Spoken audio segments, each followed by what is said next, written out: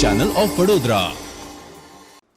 ભારત રત્ન કવિ એવા સ્વર્ગસ્થ વડાપ્રધાન શ્રી અટલ બિહારી વાજપેયીજીની જન્મ જયંતિની ડભોઈ ખાતે ઉજવણી કરવામાં આવી હતી।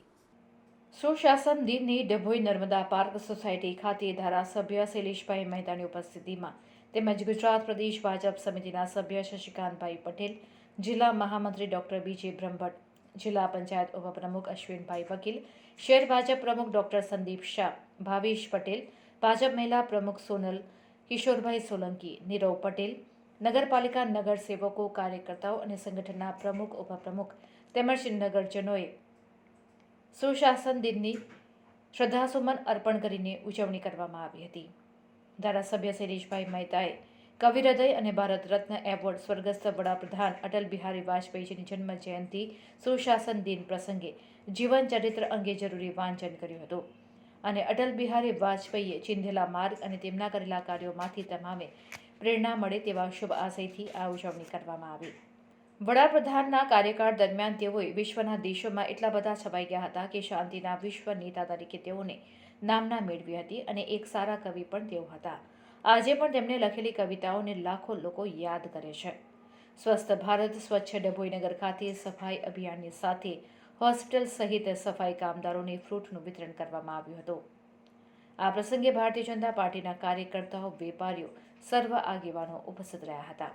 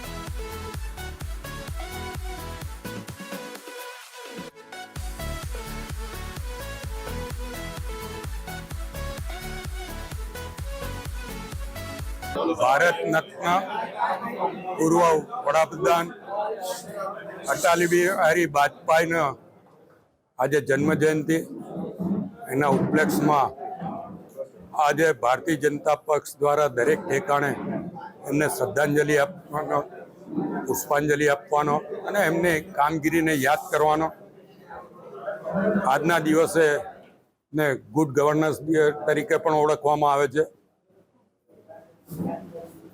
વાજપેયીજીએ જે કામો કર્યા હતા, એમના સિદ્ધાંતો, જે રીતે ભારતીય જનતા પક્ષને એમણે મજબૂત કર્યો, જે રીતે 23 પક્ષોને સાથે રહીને એનડીએની સરકાર એમણે ચલાવી, એ બધું જ યાદ કરીને કાર્યકરોને એનામાંથી પ્રેરણા લેવા માટે, પ્રોત્સાહિત કરવા માટે આજે દરેક ઠેકાણે આ રીતના કાર્યક્રમ રાખવામાં આવે છે। એના ભાગરૂપ ડભોઈ ભારતીય જનતા પાર્ટી નગર અને તાલુકા દ્વારા આજે અહીંયા કાર્યક્રમ રાખ્યો। એમાં જિલ્લાના પ્રમુખ સતીશભાઈ નિસાળિયા, જિલ્લાના મહામંત્રી ડૉક્ટર બ્રહ્મભટ્ટ સાહેબ, યોગેશભાઈ અધ્યારુ અને રાજુભાઈ હલવા, કોષાધ્યક્ષ ગોપાલભાઈ રબારી, નગરના પ્રમુખ સંદીશભાઈ અને મહામંત્રીશ્રીઓ, તાલુકાના પ્રમુખ અને મહામંત્રીશ્રીઓ, ચૂંટાયેલા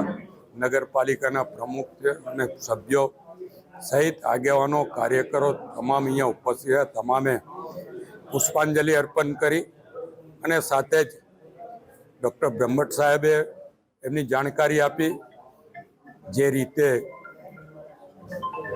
એમનું વ્યક્તિત્વ હતું એ વ્યક્તિત્વની જાણકારી બ્રહ્મભટ્ટ સાહેબ દ્વારા આપવામાં આવી, સાથે જ ગુજરાત સરકાર દ્વારા જે કામગીરીઓ કરવામાં આવી છે જેને ગુડ ગવર્નન્સ કહી શકાય, એ બાબતની માહિતીઓ સરકાર દ્વારા જાહેર ખબર રૂપે પણ આપવામાં આવતી હોય છે, આજના છાપામાં પણ છે, અને એ જ માહિતીઓ પણ આજે અહીંયા આગેવાનો કાર્યકરોને આપવામાં આવી. નગરપાલિકામાં પણ ડભોઈમાં અત્યારે ગુડ ગવર્નન્સની રીતે જે રીતે કામો થયા છે લોકોપયોગી, એની જાણકારી પણ આપવામાં આવી છે. અને આજનો દિવસ એ દરેક ભારતીય જનતા પક્ષના કાર્યકરો માટે ગૌરવવંતો દિવસ છે. આજે વાજપેયીજીને 100 વર્ષ એમ તો પૂરા થયા. એમનો જન્મ 1823માં થયો, 1924માં, અને એમને 1924 આ 2024 એમને 100 વર્ષ પૂરા થવા છે, 100 વર્ષમાં પ્રવેશ કરે છે. ત્યારે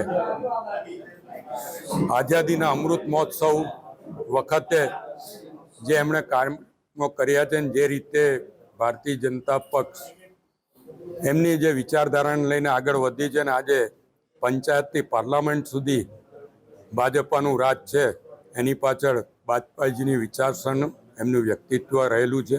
એટલે એ બાબતની જાણકારી કાર્યકરો, આગેવાનો અને લોકો સુધી પહોંચે એના માટેનો આ કાર્યક્રમ હતો.